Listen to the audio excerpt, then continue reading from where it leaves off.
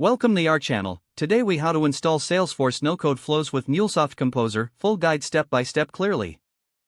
Begin by logging into your Salesforce account. Navigate to the app launcher and search for MuleSoft Composer. Click on the MuleSoft Composer app to open it. In the Composer dashboard, select Create Flow to start a new project. Choose the type of flow you want to create based on your integration needs. Select the relevant Salesforce objects that you want to connect with. Once you've selected your objects, click Next to proceed. You will now see a visual flow builder interface. Drag and drop the components needed for your flow from the left panel. For each component, configure the required settings and options as prompted. Utilize data transformation features if you need to manipulate the data format. If necessary, add filters to streamline the data being processed. Connect each component in your flow in the desired sequence. After setting up the flow, click Test to ensure everything functions as expected. Review any error messages or logs provided during the testing phase.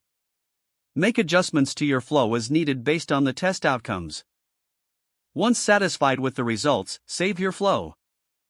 Click on the Deploy button to move your flow to production.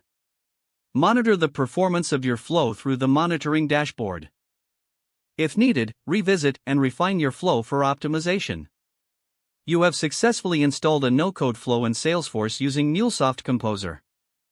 If the page does not load, refresh the browser or try again in a private or incognito window.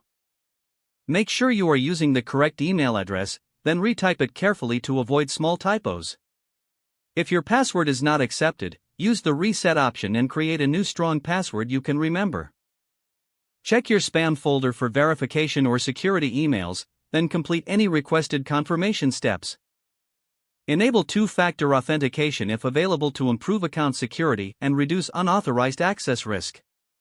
After signing in, review your profile details so your contact information and settings are accurate and current. If you see an error message, note it down and try again after restarting your device and internet connection. Don't forget to like this video and subscribe to our channel for more step-by-step tech guides.